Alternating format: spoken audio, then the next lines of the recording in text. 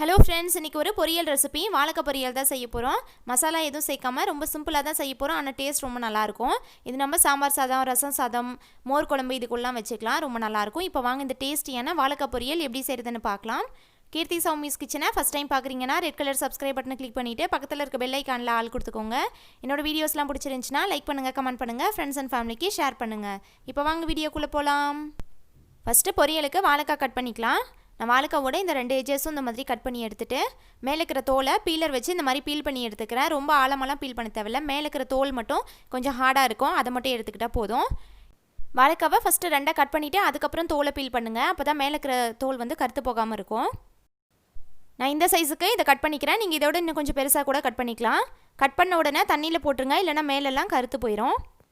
இதே மாதிரி நம்ம ஒரு வாழைக்காய் ஃபுல்லாக கட் பண்ணி தண்ணியில் போட்டாச்சு. இப்போ இதை வேக வச்சுக்கலாம். நான் ஸ்டவ் ஆன் பண்ணி வானலில் தண்ணி வச்சுருக்கேன். தண்ணி நல்லா கொதிச்சதுக்கப்புறமா இதில் ஒரு 1/4 டீஸ்பூன் மஞ்சள் தூள், ஒரு 1/2 டீஸ்பூன் உப்பு சேர்த்து இப்போ நம்ம கட் பண்ணி வச்சுருக்க வாழைக்காவை இதில் போட்டுக்கிறேன். வாழைக்காய் வேகிறதுக்கு ரொம்ப நேரம்லாம் ஆகாது. ஒரு 3 நிமிஷம் வெந்தால் போதும். ஃப்ளேமை ஹையில் வச்சே வேக வச்சுக்கோங்க. பார்க்குறதுக்கு தான் கொஞ்சம் ஒயிட்டாக இருக்கிற மாதிரி இருக்கும். 2 மினிட்ஸ்லேயே இந்த வாழைக்காய் நல்லா வெந்துடும். அதுக்கு மேலே விட்டோம் அப்படின்னா தண்ணியிலேருந்து எடுத்ததுக்கப்புறமா ரொம்ப குழஞ்சி வந்த மாதிரி இருக்கும். இந்த மாதிரி ஸ்பூனில் கட் பண்ணி பாருங்கள். நல்லா வெந்துருச்சு. நான் இப்போ தண்ணியை ஃபில்டர் பண்ணி எடுத்து வச்சுக்கிறேன். இப்போது பொரியல் செஞ்சுக்கலாம். ஸ்டவ் ஆன் பண்ணி வானலில் 1 டீஸ்பூன் எண்ணெய் விட்டுக்கிறேன். இதில் 1/4 டீஸ்பூன் கடுகு, 1/4 டீஸ்பூன் சீரகம், கொஞ்சமாக கருவேப்பிலை, ஒரு பச்சை மிளகாய் குட்டியாக கட் பண்ணி சேர்த்துக்கிறேன். இது கூட 3 பல்லு பூண்டு இந்த மாதிரி கட் பண்ணி சேர்த்துருக்கேன். இதை இப்போ வதக்கிக்கலாம். நீங்கள் பச்சை மிளகாய் காரத்துக்கு ஏற்ற மாதிரி எக்ஸ்ட்ரா கூட சேர்த்துக்கோங்க. பூண்டு சீரகமும் லைட்டாக தட்டி கூட சேர்த்துக்கோங்க. இதில் ஒரு 10 சின்ன வெங்காயம் இந்த மாதிரி கட் பண்ணி சேர்த்துக்கிறேன். இந்த பொரியலுக்கு சின்ன வெங்காயம் சேர்த்தோன்னா டேஸ்ட் நல்லாயிருக்கும். இல்லைனா பெரிய வெங்காயம் கூட சேர்த்துக்கலாம். வெங்காயம் 1 நிமிஷம் வதங்கினதுக்கப்புறமா இதில் வேக வச்சுருந்தேன் வாழைக்காய் சேர்த்துக்கிறேன். இப்போது இதை நல்லா கலந்து விட்டுக்கிறேன். நம்ம தண்ணியிலேருந்து எடுக்கும் போது கொஞ்சம் ஒயிட்டாக இருந்துச்சுல, இப்போ பாருங்கள் நல்லா வெந்த மாதிரி ஆயிடுச்சு. இப்போது இந்த வாழைக்காவுக்கு மட்டும் கொஞ்சமாக ஒரு 1/4 டீஸ்பூன் உப்பு சேர்த்துக்கிறேன்.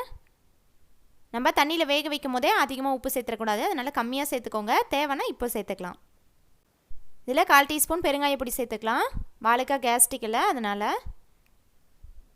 இப்போது இதை நல்லா கலந்து விட்டுக்கிறேன். இதில் 2 டேபிள் ஸ்பூன் துருவின தேங்காய் சேர்த்துக்கிறேன். இது நல்லா கலந்து விட்டு ஸ்டவ் ஆஃப் பண்ணிக்கலாம். அவ்வளோதான், நம்மளோட வாழைக்காய் பொரியல் சூப்பராக சுட சுட ரெடி ஆயிடுச்சு. இதை சாம்பார் சாதம், ரசம் சாதம் கூட வச்சு சாப்பிட்டோன்னா ரொம்ப சூப்பராக இருக்கும்.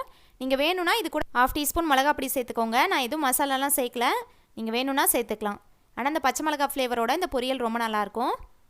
இந்த ரெசிபி நீங்களும் கண்டிப்பாக ட்ரை பண்ணிட்டு ஃபீட்பேக் கமெண்ட்ஸில் சொல்லுங்கள். இந்த வீடியோ பிடிச்சிருந்துச்சுன்னா லைக் பண்ணுங்கள், ஷேர் பண்ணுங்கள். கீர்த்தி சௌமிஸ் கிச்சனை சப்ஸ்கிரைப் பண்ணுங்கள். தேங்க்ஸ் ஃபார் வாட்சிங்.